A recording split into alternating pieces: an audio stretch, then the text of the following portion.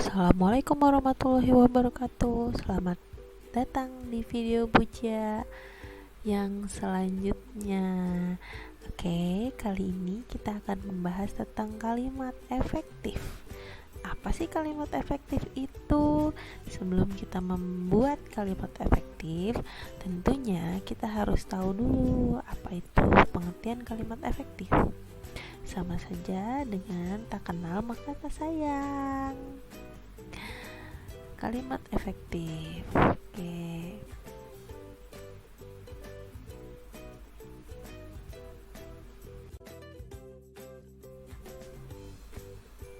Adalah kalimat yang mengungkapkan pikiran atau gagasan dengan bahasa yang mudah dimengerti dan dipahami orang lain dengan kaidah kebahasaan yang baik dan benar. Begitu, Kak. Jadi, kalimat efektif itu kita menjelaskannya dengan gamblang dan jelas, tidak bertele-tele, tidak muter-muter, kalimatnya tidak kepanjangan atau tidak ada pengulangan kata-kata. Seperti itu. Nah, kalimatnya juga harus mempunyai struktur yang lengkap, yaitu subjek, predikat, objek, dan keterangan. Nah, kalau keterangan itu opsional, boleh dipakai, boleh juga tidak. Apa ya tadi itu, Bu? Aku nggak ngerti. Nah, sekarang Bucia kasih pengertiannya nih. Subjek, predikat, objek, dan keterangan. Subjek itu merupakan elemen pokok yang berada dalam satu kalimat. Subjek dan predikat itu merupakan elemen pokok yang ada dalam satu kalimat.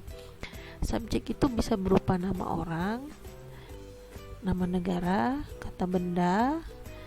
Nah, tapi saat penulisan kalimat, subjek itu diawali dengan huruf besar di depannya. Misalnya contohnya tuh di bawahnya ada adik, ada adik, kakak, ibu, ayah, nama orang nih Delon, Melani, nama negara Brazil, Jerman, Jepang. Oke. Lanjut, predikat merupakan kata kerja aktif. Nah, biasanya berimbuhan me atau ber. Contohnya memasak, melukis, berlari, bernafas, berkembang biak, tumbuh, dan lain-lain. Nah, kalau objek itu menjelaskan hal yang dikerjakan oleh subjek. Nah, objek ini menjelaskan si subjek. Si subjek nih ngapain sih gitu, ngaduin apa sih dia, kan sudah dikerjain nih sama predikat. Nah, objek ini menambahkan. Jadi contohnya kan dia merupakan kata benda ya. Jadi nasi, sepeda, dingin, buku, pena, pensil, peruncing, macam-macam. Lanjut, keterangan. Nah, kalau keterangan ini menjelaskan dari semua ini nih, Kak. Subjek, predikat, dan objek gitu. Nah, kalau keterangan itu letaknya bisa di depan atau di belakang. Di belakang tuh contohnya di belakang kalimat ini atau di depan si keterangan, di depan si subjek. Nah, dia tuh contohnya keterangan itu ada banyak macam, Kak. Ada keterangan waktu, tempat, alat, tujuan, cara, dan juga sebab. Nah, kalau keterangan waktu tuh dia biasanya menyatakan waktu, besok, kemarin, lusa, bulan depan, tahun lalu, begitu. Atau pukul 6, pukul 7, pukul 9, seperti itu, Kak. Terus kalau tempat dia menyatakan ya tempat gitu, Kak. Kayak misalnya di rumah, di sekolah, di jembatan, di supermarket, seperti itu. Terus kalau alat yang menyatakan kita menggunakan gitu, kayak misalnya pisau gitu ya. Terus apalagi ya, pokoknya menyatakan untuk menggunakan alat. Nah, kalau tujuan itu menyatakan satu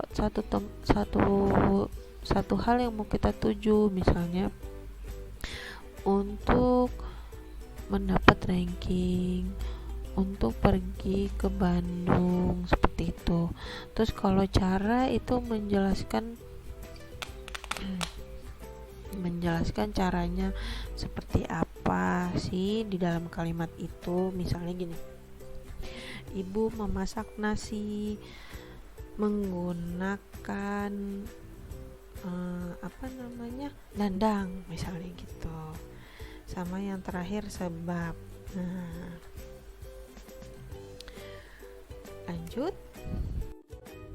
kita lanjut ke contohnya. Contoh kalimat efektif yang pertama, ibu memotong tempe di dapur. Nah, kalau kita lihat dari kalimat ini, letak subjek itu pasti ada di awal dan diawali dengan huruf besar.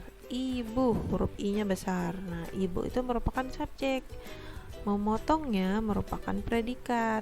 Nah, tempe itu merupakan objek karena menjelaskan si ibu. Ngapain sih si ibu memotong apa? Tempe. Nah, tempenya itu objek. Lalu di dapur merupakan keterangan tempat. Lanjut contoh kedua, ayah membeli mobil kemarin. Coba siapa yang subjeknya? Nah, subjeknya adalah ayah. Predikatnya membeli. Mobil objek karena ayah membeli. Apa yang dibelinya? Mobil, objek. Kemarin itu merupakan keterangan waktu. Lanjut, ikan berenang di laut. Ikan merupakan subjek, berenang predikat, di laut merupakan objek. Bu, kok D-nya nggak ditaruh di berenang?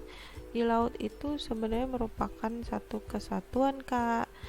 Karena laut itu merupakan nama tempat, jadi dipisah dengan kata sambung di, tidak boleh digabung. Lalu contoh terakhir, burung terbang menggunakan sayap. Burung merupakan subjek, terbang menggunakan merupakan predikat, sayap merupakan objek. Seperti itu contohnya, Kak. Gimana? Sudah jelas atau belum? Kalau belum, boleh deh di pause atau diulangi lagi video dari Bu Cia. Nah, sekian dulu ya, Kak. Sebelum Bu Cia tutup, ada quotes motivasi nih, Kak. 3 amal yang tidak akan terputus meskipun sudah wafat adalah doa anak yang soleh-soleha, sedekah jariyah, dan ilmu yang bermanfaat. Dari hadis riwayat Imam Muslim. Nah, coba Kak, ayo kita berlomba-lomba jadi anak yang soleh dan soleha, supaya nanti orang tua kita masuk surga karena kita, Kak. Lalu jangan lupa juga sedekah. Ingat, senyum sama orang aja sedekah loh, Kak. Terus kan kita sekarang sudah belajar nih, Kak. Boleh tuh bagi-bagi sama teman ilmunya kalau teman yang lain belum paham.